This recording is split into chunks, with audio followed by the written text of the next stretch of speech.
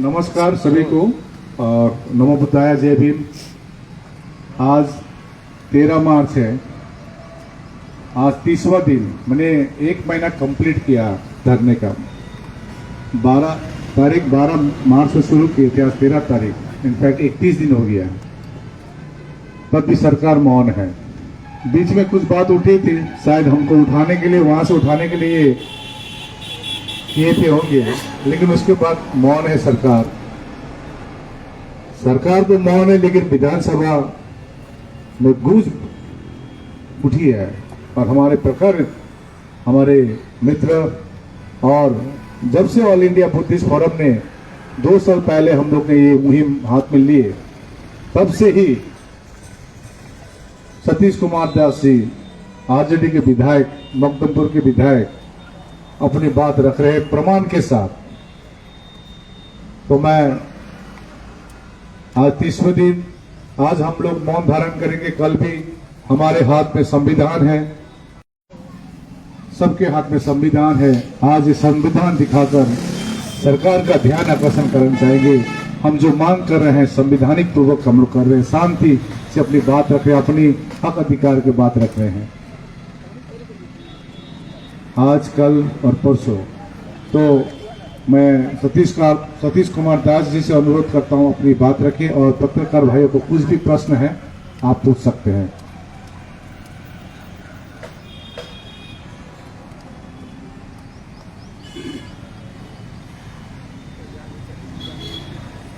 आज बोध गया महाविहार मुक्ति आंदोलन के 30वें दिन पुनः हमें बोध गया में आने का मौका मिला। कल तक होश था, आज होश नहीं था, इसलिए आज हम धरना स्थल पर आना उचित समझे। और जब ये 2 साल पहले ये लड़ाई जब की शुरुआत, एक चर्चा परिचर्चा जब शुरू हुआ था, तो बहुत सारे लोग कह रहे थे कि ये लड़ाई कहाँ तक जाएगा, इससे क्या बहुत कहाँ तक आगे ले जा पाएंगे। कुछ लोग, हम लोग अगर इकट्ठा भी हो गए तो क्या इससे हासिल कर पाएंगे। लेकिन आकाश रामा जी, इनके टीम के तमाम साथी, भंते प्रज्ञाशील जी, दिन से बीटीएमसी का जो दर्द, तो बीटीएमसी में रह करके इन्होंने जो महसूस किया कि किस तरीके से बुद्ध धर्मावलंबी या बौद्ध महाविहार को किस तरीके से क्षति पहुंचाया जा रहा है, ये बात शुरू दिन से बताने का काम करते रहे कि जब तक बीटीएमसी एक्ट खत्म हो करके और पूर्ण रूप से बौद्ध महाविहार का प्रबंधन बौद्धों के हाथ में नहीं आएगा, तब तक ये हमारे साथ अत्याचार है, अन्याय है और ये गैर संवैधानिक है।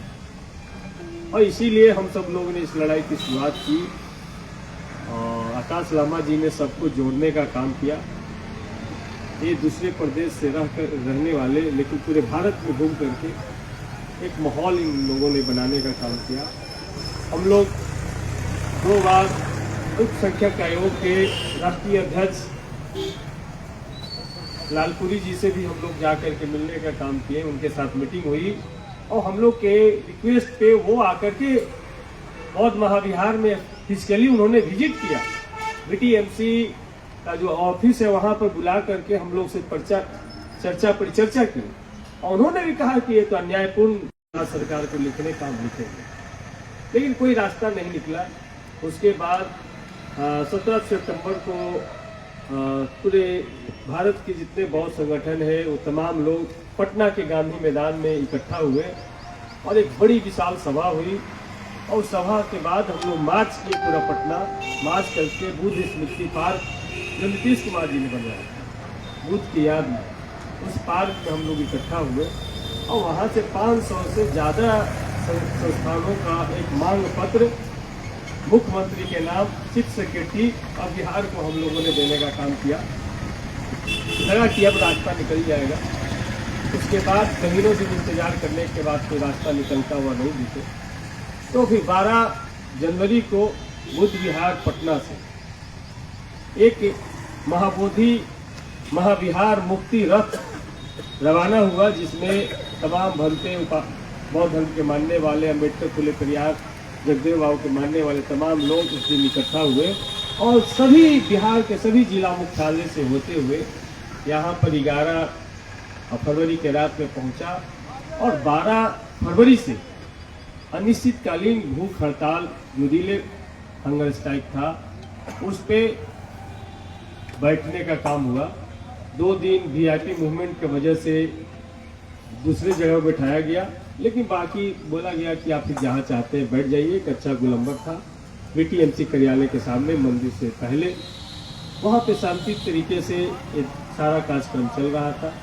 15वें दिन 12 बजे रात में आ करके पुलिस प्रशासन जो भंते उपवास पे थे, जो भंते दिन रात डटे हुए थे, उनको उठा करके और अज्ञात जगह पे ले जाया गया।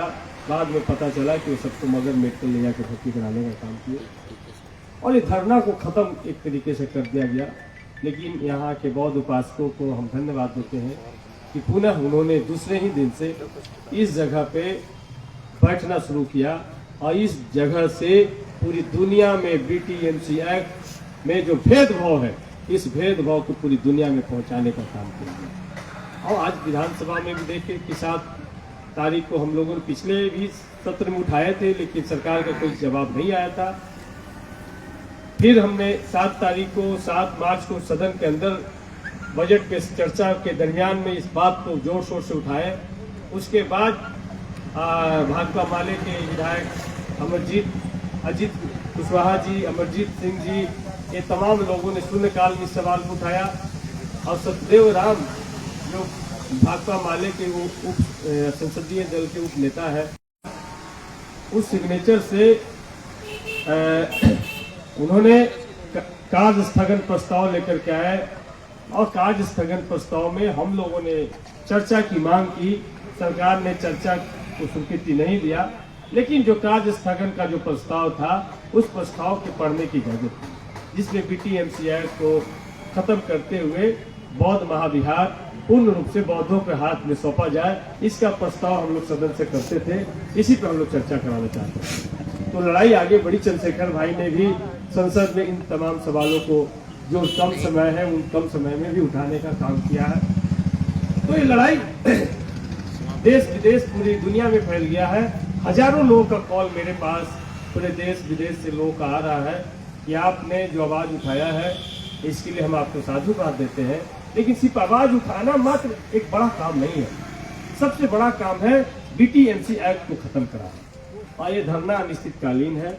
इस संकल्प के साथ बुद्ध, अम्बेडकर, पेरियार, फूले, जगदेव, कर्पूरी ठाकुर, मानवर काशी राम सब को सामने साक्षी मानते हुए, भारत के संविधान को साक्षी मानते हुए ये सब लोग संकल्पित होकर के बैठे हैं कि जब तक बीटीएमसी एक्ट खत्म नहीं हो जाता है तब तक हमारा लड़ाई आंदोलन खत्म नहीं होगा।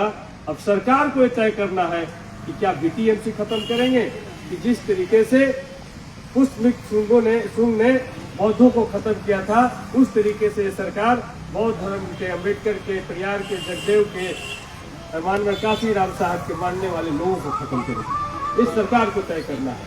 यदि हमारी मांग संवैधानिक है तो सरकार को मानना चाहिए, या फिर सरकार को बताना चाहिए कि आपकी मांग है संवैधानिक है, हम नहीं मान सकते। ये आर्टिकल 25 से 28 में सिर्फ बौद्ध धर्म को छोड़ के बाकी सभी धर्मों के लिए लिखा गया, आपके लिए नहीं लिखा गया। ये बताना चाहिए सरकार को।